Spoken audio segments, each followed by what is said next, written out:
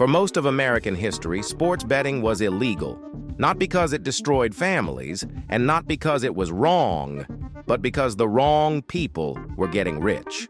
So the government didn't just ban the mob, they copied their business model, and then, quietly, they handed it to Wall Street. Cleaner, legal, rigged. Today, the house isn't a mobster in a back room, it's an algorithm on your phone. But the system hasn't changed.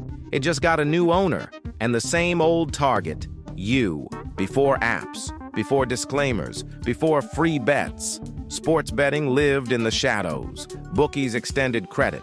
They encouraged loss chasing. And when debts couldn't be paid, there were consequences. This world was dominated by organized crime.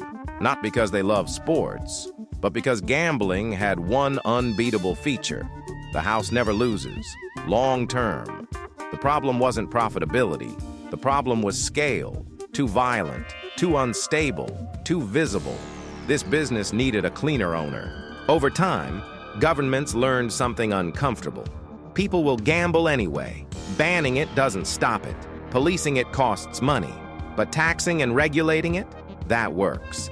This is how state lotteries became normal, how casinos became regulated, and how gambling slowly shifted from crime to policy.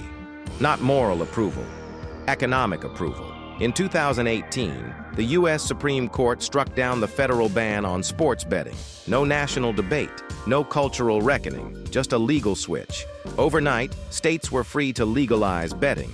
That created a vacuum, and vacuums attract capital. But here's the part most people miss. Sports betting didn't enter America through betting. It entered through daily fantasy sports. Before legalization, companies like DraftKings and FanDuel weren't sportsbooks. They were games of skill, lineups, statistics, strategy. That label mattered because skill avoids gambling laws. This wasn't accidental. Think of DFS as a beta test. They proved they could get a college kid in Ohio to check his phone 50 times on a Sunday for a $5 contest. Once they had the data, they just needed the law. DFS wasn't a product. It was behavior training. Here's the number no ad shows. Over 80% of sportsbook revenue comes from less than 10% of users. That's not entertainment math. That's extraction math. A casual bettor doesn't matter. A repeat loser funds the system, and every boardroom knows it.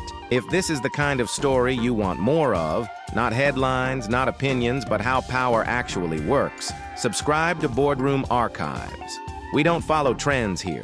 We follow incentives. Here's what this looks like in real life. In a documented U.S. case, one user lost over $1 million on a single sportsbook. Not over decades, over months.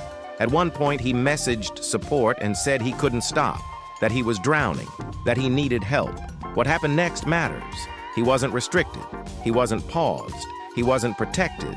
He was upgraded, assigned a personal VIP manager, given exclusive bonuses, faster deposits, fewer friction points. In internal messages, the company described him as one of our best customers. Think about that phrase. In a boardroom, best customer doesn't mean happy. It means predictable. It means someone whose losses can be modeled, forecasted, and scaled. He wasn't a warning sign, he was a revenue stream. That's not a failure of safeguards. That's the system working as designed. States can't easily stop this because they now depend on it. Sports betting revenue funds public programs. Budget forecasts assume continued losses. When losses rise, no alarm goes off. A revenue target gets met. That's the moment gambling stops being entertainment and becomes financial infrastructure. Now, pause the American story and look at India. Fantasy sports followed the same path, same skill argument, same explosive growth, same behavioral math. One company became the symbol of that scale. Dream 11, hundreds of millions of users, multi-billion-dollar valuation. Every major cricket broadcast saturated with ads. This wasn't niche behavior. It was national-scale money movement. In October 2025, India looked at the same data the US sees. Loss cycles, young users, repeat losers funding the system. And instead of asking, how much revenue can this generate, India asked, what happens if this keeps scaling? So the government made a call the US never did. It banned all real money gaming, effective October 1st, 2025. Not one app, not one company, the entire category. No long debates, no gradual tapering, a hard stop. Why? Because once regulators looked past growth charts and looked at outcomes, the conclusion was unavoidable.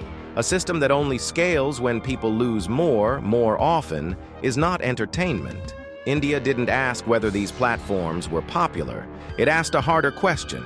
Can this system exist without public harm? And when the answer was no, it acted. America didn't legalize sports betting because it became safer. It legalized it because it became useful. Useful to states that needed revenue. Useful to leagues that wanted sponsorship money. Useful to companies that learned how to monetize losing at scale. India saw the same system and shut it down. America saw the same system and built an economy around it. So here's the real question. Not about gambling, not about self-control. When a government earns more money, the more its citizens lose. Is that regulation? Or is that dependence? Because once public budgets rely on private losses, there is no incentive to stop the game, only to make sure it never ends.